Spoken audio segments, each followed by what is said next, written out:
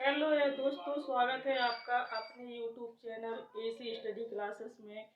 आज की इस वीडियो में हम UP, TGT, PGT, SI, LT और मतलब जितनी भी एग्ज़ाम होती है इन सभी में बहुत ही महत्वपूर्ण टॉपिक हिंदी व्याकरण का वर्णमाला, जो आपके सभी एग्जामों में इसके कम से कम 2-3 प्रश्न, 3-4 के समथिंग तो पूछ ही लिए जाते हैं।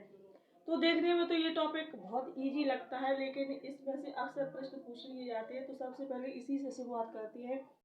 तो देखते हैं, जब हम जैसे छोटे बच्चों को पढ़ाते हैं कि छोटा बड़ा मतलब या आ से ज्ञ तक छोटा बड़ा जो पढ़ाते हैं, इसी में जब हम इसी को कई भागों में तोड़ेंगे तो सब निकल करके आएगा। तो चलिए हम छोटा बड़ा लिखते हैं।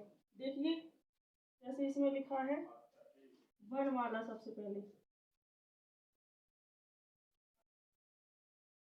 हम लिखेंगे छोटा बड़ा आ, छोटी ई, बड़ी ई, छोटा ऊ, बड़ा ऊ,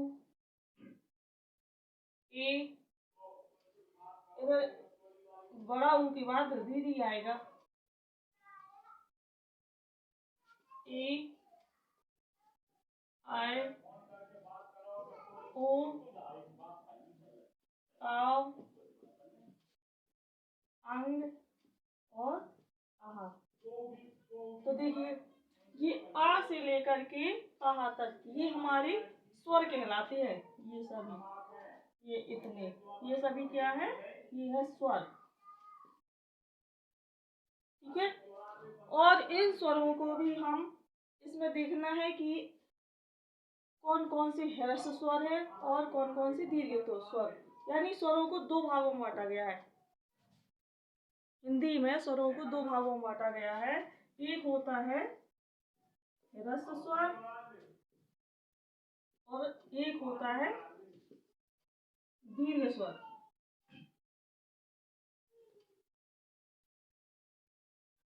तो इसमें से देखना है कि ह्रस्व स्वर कौन कौन से हैं।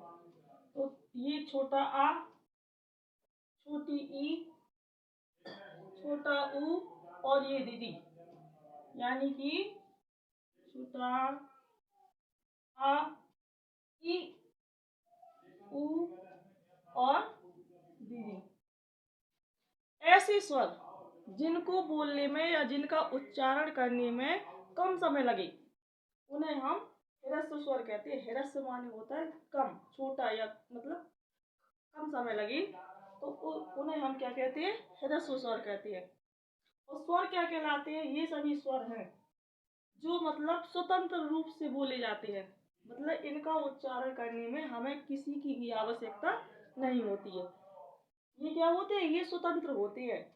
तो ये जो ह्रस्व स्वर है, जिन स्वरों का उच्चारण करने में कम समय लगता है उन्हें हम क्या कहते हैं? ह्रस्व स्वर कहते हैं। ठीक है। तो इनकी संख्या कितनी हो गई? 1, 2, 3 और 4। अब बचे इनमें से कौन कौन से बचे? अब इसमें से जो बाकी बचे हुए हैं वो हमारे सभी क्या है?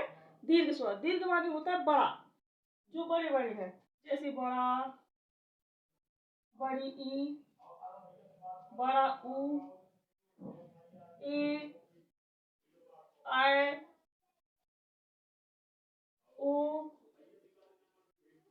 आव, अंग और आहा। ये हमारे सभी जिन स्वरों के उच्चारण में अधिक समय लगता है वो हमारे क्या कहलाते हैं? दीर्घ स्वर कहलाते हैं। तो 1, 2, 3, 4, 5, 6, 7, 8,